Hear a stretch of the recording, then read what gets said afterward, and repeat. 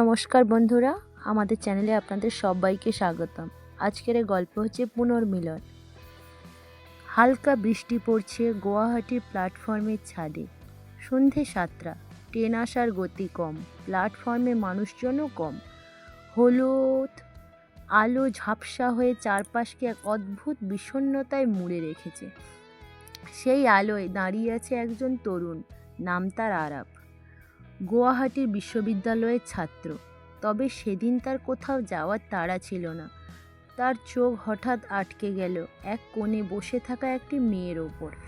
ভিজে শাড়ি, কাঁপা ঠোঁট আর চোখে একরাশ ভয়, যেন কোনো দুর্যোগ থেকে পালিয়ে এসেছে এখানে।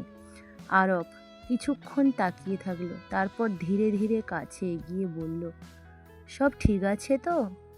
মেয়েটি তার দিকে তাকালো, তারপর চোখ নামিয়ে বলল, আমি আমি বাড়ি থেকে পালিয়ে এসেছি। শব্দগুলো যেন মুখ থেকে ছিঁড়ে বেরোচ্ছে।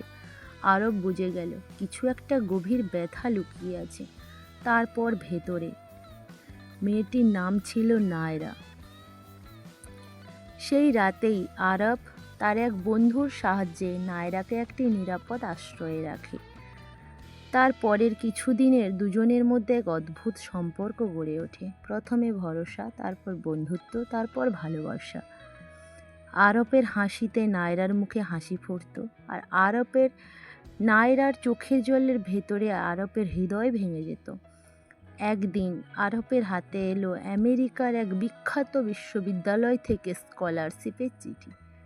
যাওয়ার আগে সে প্রতিজ্ঞা করলো ফিরে এসে নায়রাকে বিয়ে করবে। একদিন সে একটি চিঠি লিখল, সহজ ভাষায়, কিন্তু প্রতিটি শব্দ ভালোবাসায় মিশে গিয়েছিল। চিঠির মধ্যে ছিল একটি আংটি ও লেখা, তোমার জন্যই ফিরব, চিরদিনের জন্য। চিঠিটি বন্ধুর হাতে দিয়ে পাঠিয়ে দিল নায়রার কাছে, কিন্তু সেই চিঠি আর কখনো পৌঁছায়নি।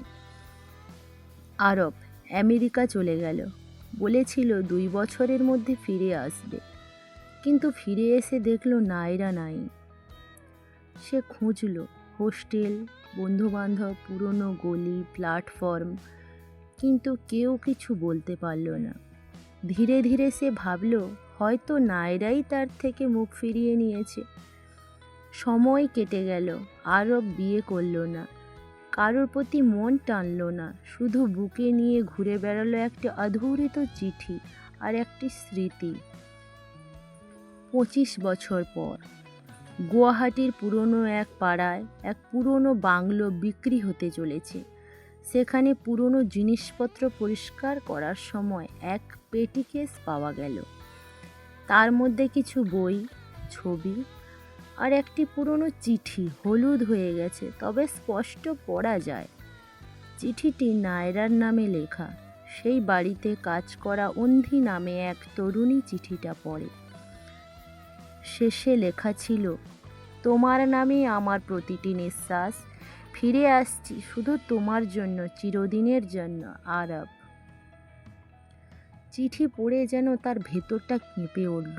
সেই রাতে বাড়ি ফিরে সে মাকে জিজ্ঞেস করলো, তুমি কি কখনো স্টেশন থেকে পালিয়ে এসেছিলে? মায়ের মুখে এক অবর্ণিত নীরবতা।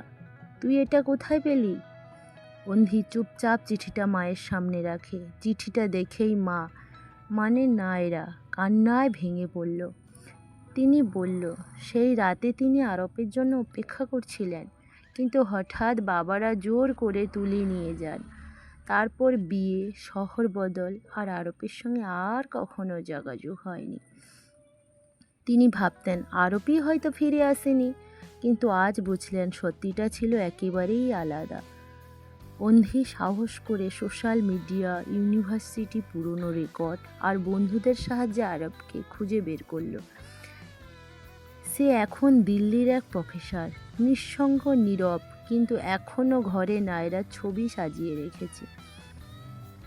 25 বছর পর যখন আরব ও নায়রা মুখোমুখি হলো, কোনো শব্দ ছিল না, শুধু চোখের দিকে তাকিয়ে রইল।